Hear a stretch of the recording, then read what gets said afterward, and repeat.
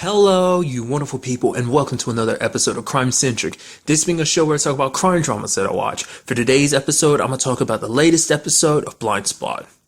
So in this episode, first of all, in this episode, we dealt with a new tattoo.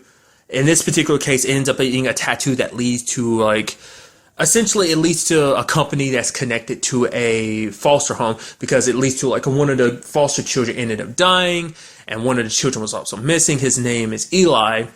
And it turns out that basically that whole situation was basically the entire foster care home situation was about basically medicating these 6 children that lived there for the purposes of trying out new medicine. That basically they test them out on these kids, as illegal, kind of illegal drug trials, test them out, see the effects of them, and then they're like, okay, then we can start putting it through the proper channels. But it's like, this way they hasten the whole testing process, because it's like they have to start off with animals and then work their way up to humans. It's like kind of cutting through all that red tape and just illegally doing it on kids. And then because they have this whole mentality of at least the people behind it, medical people in particular who are behind it, are we're doing this for a good reason. Because I don't know if everyone that was part of this had that particular good reason. Kind of the more trained armed guard dudes, they might have been just muscle for this particular case, or maybe they were like, hey, we're going to be a part of this for the sake of the money that you're going to make off of this in the future. But it seemed like the doctor, as well as the woman that was kind of acting as the foster mother, her name is Carol, it did seem like they were more reluctant to do it, in a sense of oh, we're doing this for the greater good. It's because at the end of it, it's the FBI's closing in and everything, so the kids have to go, because the last thing we need is more evidence trailing back to us. But it's obviously Carol felt some reservations for it. Eventually later on, Eli confronts her about it and is like, why did you do this to us? You did it for money? She's like, no, we did it for the greater good. I feel like it's a combination of maybe money was the main motive from some, but at least her and maybe the doctor dude, it was a sense of, I love, what was his name? His name is something. And you have Patterson trying to struggle to pronounce it. And then you had Kurt pronouncing it, and everyone kind of looks at him. He's like, yeah, I have a Polish uncle. That's the reason why he was able to pronounce it. I think it's Skarzapax or something like that. And even when Patterson say she's like, oh, Dr. Scarfips, it's like, we know who you're talking about. But for him, it's these children's sacrifice won't be in vain. The fact is that we need to make sure the work is going through, and this work could save millions of lives. So even in a situation like that, it's hard to really say that came from a good place. It's no, the fact is you didn't have to go about, yes, it's I understand that you want to save lives, but not at the cost of costing other people their lives. That's not fair.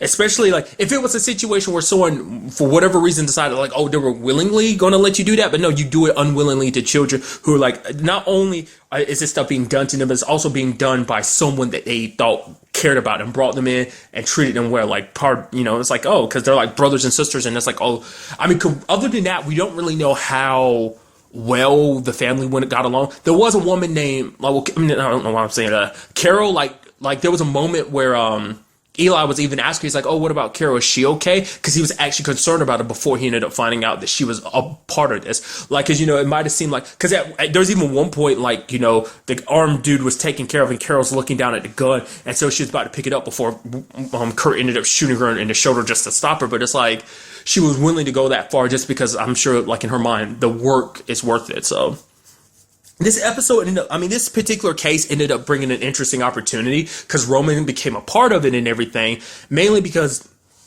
Jane is trying to make him feel like he's more useful to the team, because it's obviously he's still kind of in that situation where obviously he's being looked after, he's being guarded. The fact of the matter is, because normally he only comes out when it's Sandstorm related, but tattoo stuff is kind of their department, so he really doesn't have a part playing this. It's so interesting to me that you have someone like Naz constantly. I feel out of anyone other than Jane, Naz fights for Roman the most, because I guess because she looks at Roman and she sees another victim of Sandstorm.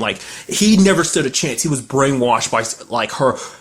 She was a mother to him, and it's just that's kind of the only somewhat normal life he ever had, was having Shepard as a mom. It was the only stability in his life, so it's understandable why he became the way he did, because of his upbringing and everything. So I think she's very sympathetic towards him because of that. Maybe there's something else to it, but it's just I feel out of anyone else other than Jane, she is the most sympathetic towards him, because she's had Sandstorm kind of turn her life upside down and everything. So I guess we kind of see that angle kind of repeated here, in the sense of her seeing that what Sandstorm did to his life. So maybe Roman just reminds her of someone and she just wants to give him a second chance because she feels like at the very least he deserves it. So, but they do take him out on a mission, and he does help out because, I mean, it gives a different perspective because, like, Roman from the very beginning realized that Eli didn't kill Amber, the girl that died that kind of sparked this case.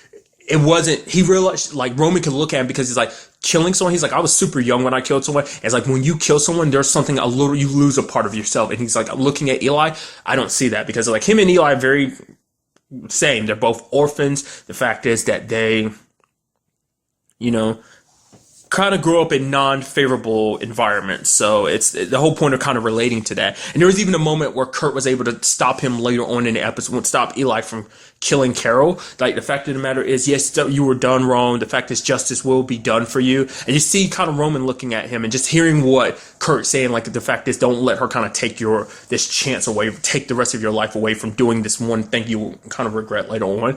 And I'm thinking to Roman that might speak volumes, because obviously when this is all said and done, he wants, because we never really know what Roman's going to do when he finally meets up with Shepard, because the fact of the matter is Jane and them are going to have to keep him away from Shepard, because he's going to ask the question, why did you wipe my memory? Eventually that's going to come up, and then obviously the truth is going to come out, like, oh, Roman, I didn't wipe your memories, your sister did, and that's just going to complicate things. I get the feeling that's got to be the direction that's going to head to, because I'm sure on some level Shepard will try and reach out to Roman at some point, because it's like, yeah, Roman may not be the same person he was before, but at the very least he may not remember everything, but she can still use that to her advantage to make him turn against Jane and stuff, like kind of make him her ace in the hole type of situation. I mean, feel like that could be where that goes, but maybe it'll get him thinking differently, because it seems like maybe his first instinct will be to want to kill her just because of everything she's done, being a terrible person that she is. But at the same time, it's like, maybe this will give him a different perspective. And it's like seeing Kurt work so hard to give this boy a second chance, maybe, like, you know, in his eyes, he's looking and seeing it also how Kurt looks at him. It's like Kurt's trying to give him a second chance too.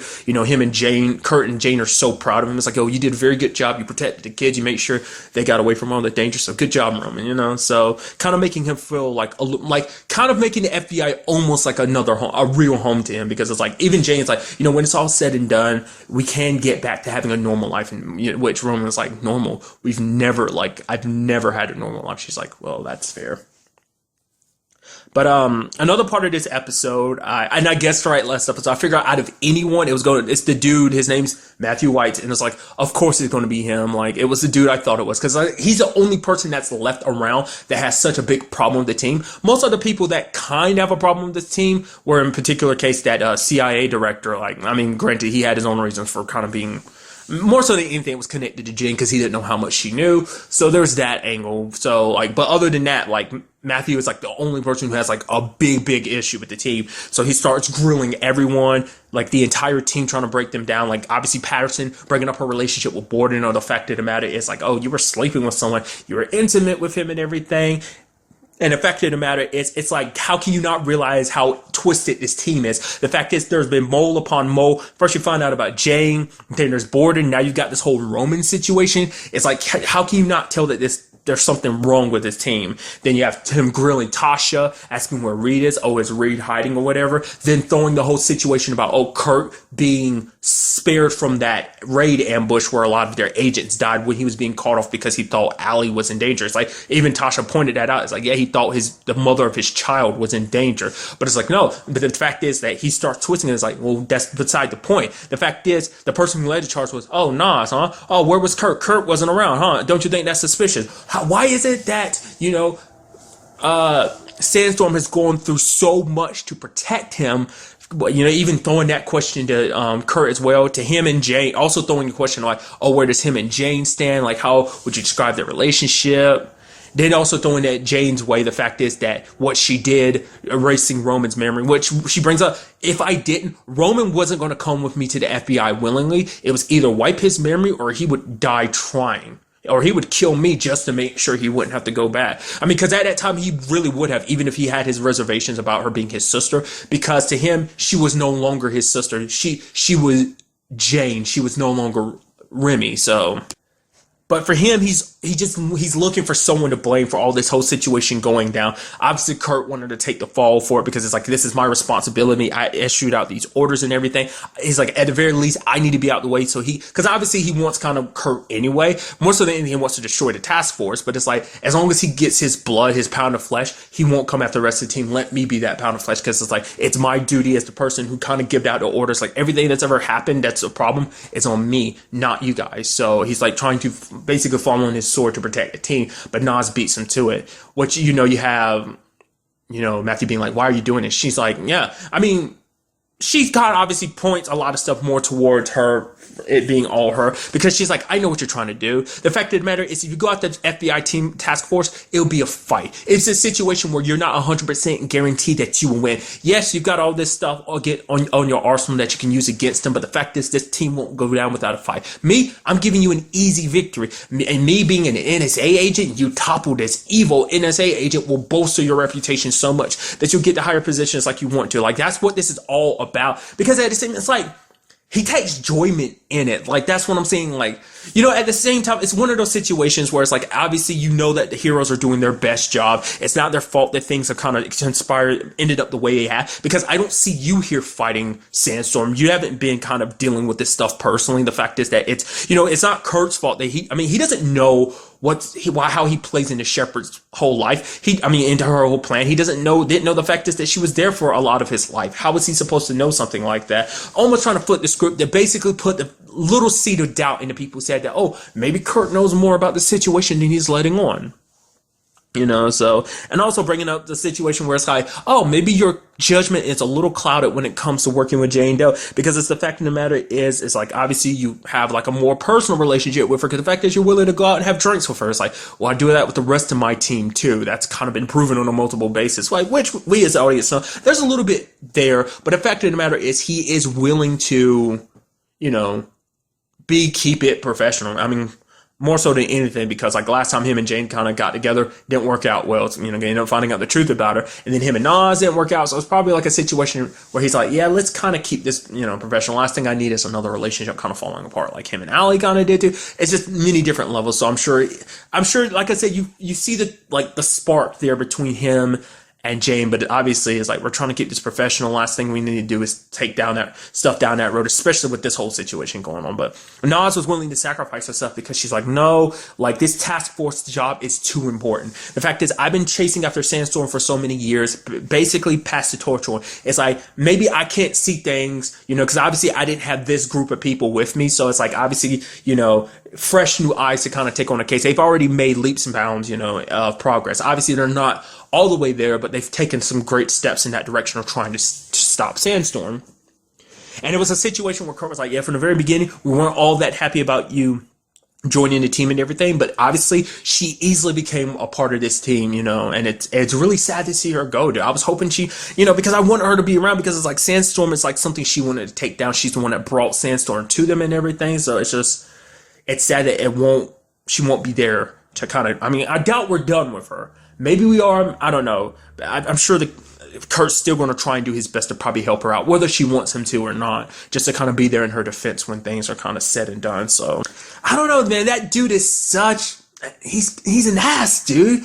Like, it's more so a political game for him. It's like, because if it was such a battle about truth and honor, he would have still went after the FBI task force nonetheless. But the fact is that he was willing to take the win against Nas just proves that this is just a political game to him, because it's like, I could just make a name for myself, and that's all it was for him. So it's like, I don't know why he's going around pretending like it's some noble crusade. You've always had it out for this task force from the very beginning when it came to Mayfair and everything. She's up to trying to basically blackmail Tasha into helping you like that. Like, I doubt that's very favorable in the eyes of some people, because even Nas threatens, like, you try to come after them, let's see if I don't use all my resources to bury up some of the skeletons in your closet. Which, the fact is that he backed down means he definitely has some skeletons. I'm sure Tasha being one of them. So it just sucks on that regard. The fact is that things played out that way. So I do hope we do see more of Nas, but like I said, probably for the sake of the story, she probably will be mostly off dealing with him going forward. So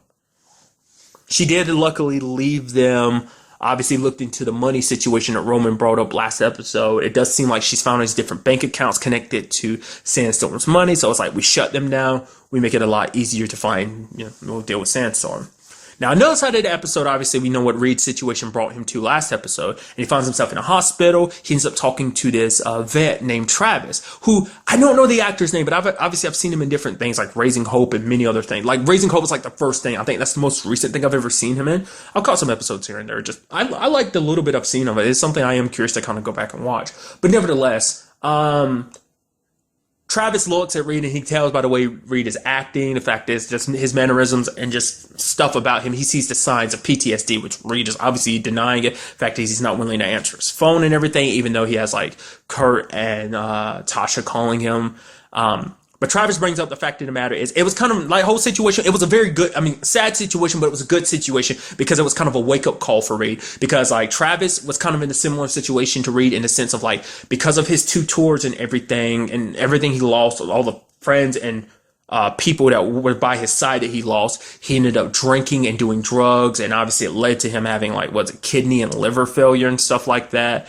So he's kind of do not live the way I did. Like, the fact of the matter is, he's like, he can look at reading. He's like, I can tell you were running for something because I know from personal experience, I spent a decade trying to run away from everything that's going down in my life. And I can kind of look in your eyes to see that you're doing the same thing too. And he's like, the fact of the matter is, I'm looking at me now, like it's to the point I can't even get up and change the damn TV on my own. It's just like my body's just kind of running down because of those choices I made. It's like, because I wasn't willing to face what happened, whatever the case may be, couldn't face my demons. And he's like, the fact of the matter is you have to face your demons, because if you don't, no matter how fast you run, they will catch up with you and they will eat you alive, essentially. So Reed actually, for the first time, opens up. He ends up telling him, probably not everything, but a lot of it, the Jones situation, the tape. And the fact is that Travis is like, you're going to have to watch that tape. It will stick with you for the rest of your life. I'm not going to sit here and pretend like it won't. But the fact of the matter is, the thing is, you have to take control of your life, because doing life the way you are now isn't taking control. It's like trying to it's like trying to put a Band-Aid on a bleeding wound. It's kind of how I would put it, like in a metaphorical sense. Putting a wound that's still gushing blood, it's like trying to put a Band-Aid on it.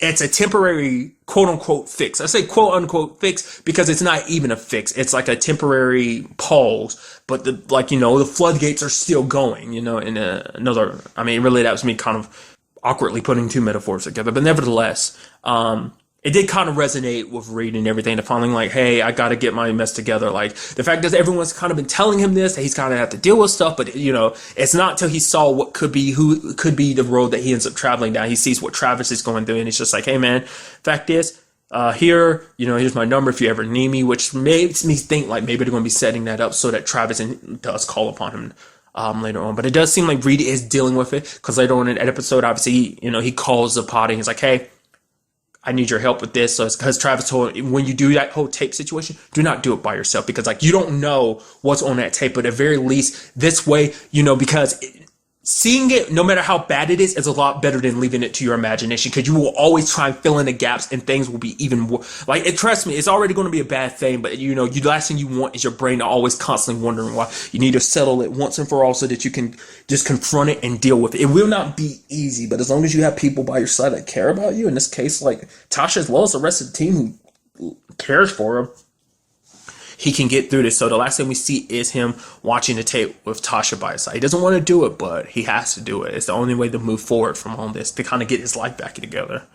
So very interested to see what how that all plays out for Reed. Obviously he's going to have to probably go to rehab and stuff like that. I hope it's not a situation where Nikki kind of finds, it seems like Nikki's actually cut her distance from him, because she saw what that Reed was spiraling out of control. For her, it was like drugs and stuff was kind of like a weekend thing. It's like, oh, I want to party a little bit. But for Reed, it was just kind of a constant thing. It's like, once he got that taste, he needed something to kind of numb himself from the pain and stuff like that. So, and then finally, the last thing we see at the end of the episode is that Shepard has got the final piece to phase 2, whatever it is. She's in Bangkok, and she gets lots and lots of barrels of some hazardous material. So seems like some explosive type of thing. So very interested to see what that's all about.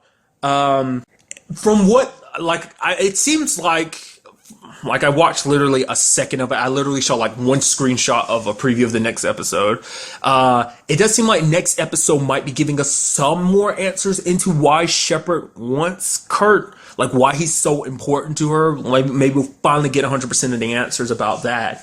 I am not sure, so I will tell you ahead of time, do check, but I don't think there's any episodes for the next few weeks. I think it comes back on the 25th, I think, is when Blind Spot comes back. I could be 100% wrong. I remember seeing the dates lined up, and I remember there actually being a little bit of a gap, so I could be wrong. So if do look ahead, I'll leave a comment or something later on, probably saying like when this goes up or whatever, being like, oh yeah, I was right or I was wrong. But nevertheless, I'm still very excited to see what goes on in the next episode, and will we get any answers to our questions and see what is Shepard's ultimate plan when this is all said. Like, what is her ultimate? I mean, we know what her ultimate goal is, but how does she plan about going, and what is phase 2? But really, that's all I want to talk about in this episode. Till the next time we meet, be happy, be safe, live life to the fullest, and enjoy it. Good day and goodbye.